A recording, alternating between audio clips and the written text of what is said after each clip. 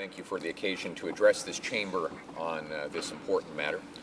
And I thank you, the honourable member, for giving us the opportunity to address it here today. I'm going to start by addressing the facts because the honourable member has indicated that he wanted this to be a factual discussion. So let it be.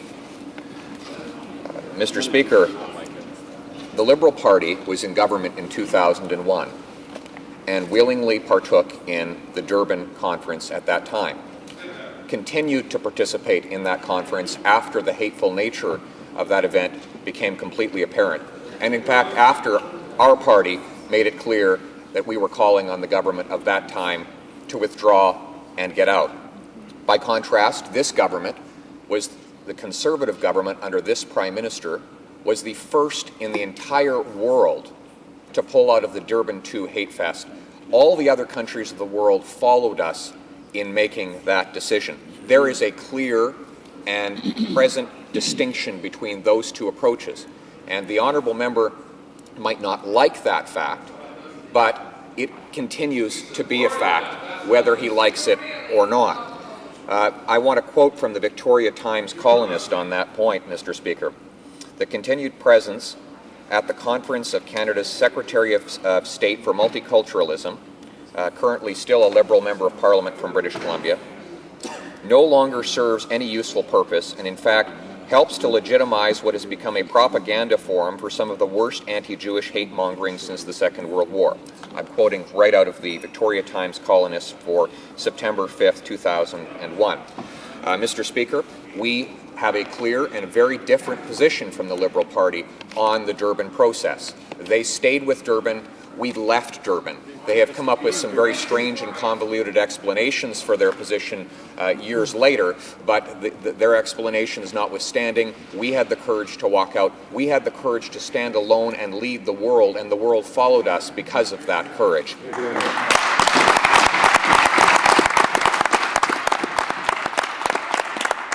Now, let's move to the second point on the brochure that the honourable member identifies, and that is fighting terrorism. It is true that this government was the first in the world to cut off public funds, aid funds for the Hamas government elected in the Gaza Strip. Now, when we made that courageous decision, Mr. Speaker, we came up against opposition from the Liberal Party, and let me quote here again. I have here from the Globe and Mail on March 30th, 2006, and I will quote the then Foreign Affairs critic of the Liberal Party, who then went on to become its leader, its last leader, prior to the present one, and he said, and I quote, "The government should right away commit itself to maintaining the $52 million in help," said the Liberal Foreign Affairs critic. Quote, "The social problems in the territories are awful, and in fact Canada should do more, not less. So to cut the $7 million would be a mistake."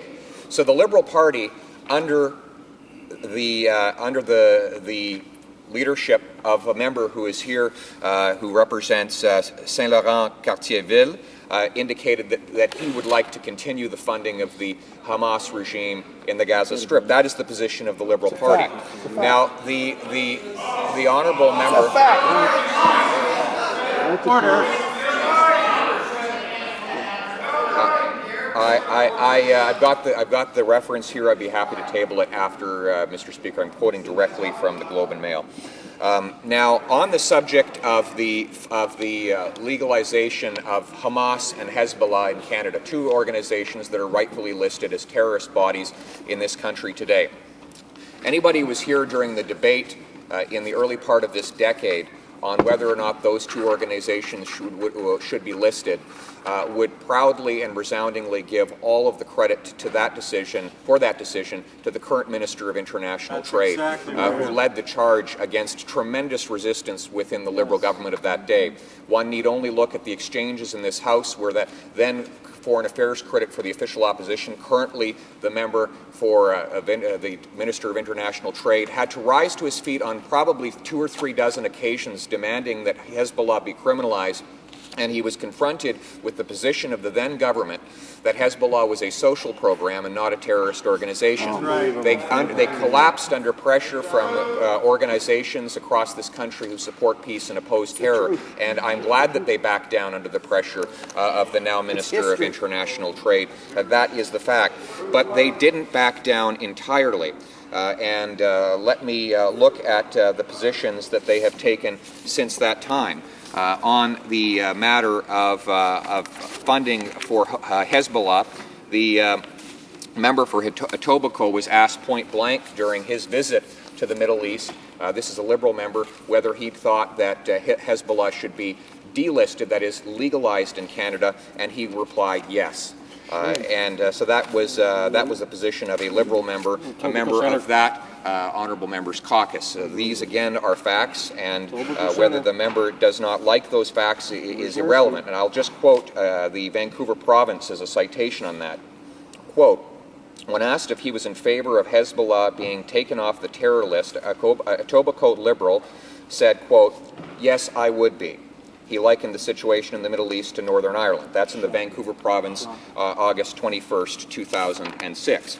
Now, the evidence continues to pile up. I have here the public security critic, current public security critic for the Liberal Party, who's a spokesman on these issues for that party. And he says, quote, in the headline of an op-ed piece which he appears to have sent to his constituents, the Prime Minister's pro-Israel cheerleading is dangerous foreign policy shift. That's a quote, July 26th. That's the member of Parliament for Ajax Pickering, July 2006. I will be happy to table that as well. The Prime Minister's reversal, quote, this is a quote from him, the Prime Minister's reversal of Canadian foreign policy and one-sided pro-Israeli stance is short-sighted and dangerous, said the member of Parliament for Ajax Pickering. Now, I note the wording was very careful there. It wasn't just that he said that the Prime Minister's position in support of Israel was dangerous. He also said that this support for Israel represented a reversal, in his words, a reversal from the era of Liberal government. And he is absolutely right in pointing to a reversal, because it is we take the opposite position of the former Liberal government.